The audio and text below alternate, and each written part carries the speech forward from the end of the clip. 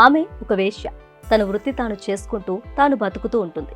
ఒకరోజు ఆమె దగ్గరకు ఒక యువకుడు వస్తాడు. ఆ తర్వాత ఆమెపై మనసు పారేసుకుంటాడు. ఇద్దరి మధ్య లవ్. రహస్యంగా పెళ్లి చేసుకుంటారు. వివాహ విషయం ఇంట్లో వారికి తెలుస్తుంది. గొడవలు, బెదిరింపులు, చివరకు ఆమెను ఎలాగైనా వదిలించుకునేందుకు ఆఫర్ ఇస్తారు. చివరకు ఏం జరిగింది అనేదే సినిమా. రొమాంటిక్ కామెడీ డ్రామా నేపథ్యంలో తెరకెక్కిన ఈ సినిమా ఆస్కార్ స్టేజ్ పైన 4 అవార్డులను సొంతం చేసుకుంది.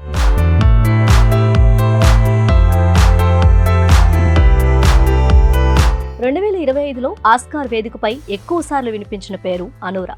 ఈ సినిమా 5 విభాగాల్లో విజయం అందుకుంది. ఒకే చిత్రానికి 4 అవార్డులు అందుకున్న వ్యక్తిగా దర్శకుడు సీన్ బేకర్ రికార్డు సృష్టించారు. ఉత్తమ చిత్రం, ఎడిటింగ్, స్క్రీన్ ప్లే, దర్శకుడు భాగాల్లో అవార్డులు వచ్చాయి.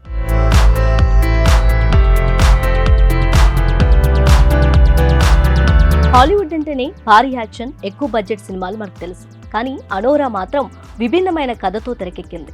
రొమాంటిక్ కామెడీ డ్రామా నేపథ్యంలో దీన్ని తీశారు. గతేడాది అక్టోబర్లో విడుదలైన ఈ సినిమా బాక్సాఫీస్ ముందు సూపర్ హిట్ గా నిలిచింది.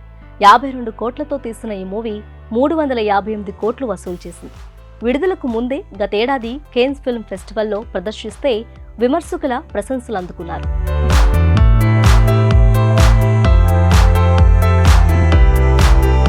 వేశ్య బాధలు, ఎదుర్కొంటున్న సమస్యలు, వారి ఎమోషన్స్ తెరపై తీర్చిదిద్దినట్టు చూపించడంలో సీన్ బేకర్ సక్సెస్ అయ్యాడు.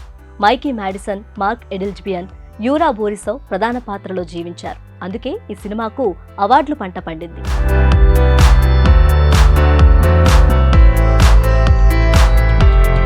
అవార్డు అందుకుంటూ దర్శకుడు సీన్ బేకర్ భావోద్వేగానికి గురయ్యాడు. సినిమాకు సహకరించిన వేశ్యలకు ధన్యవాదాలు చెప్పారు. తనకు వచ్చిన అవార్డు వారికే అంకితం చేస్తున్నానని చెప్పారు.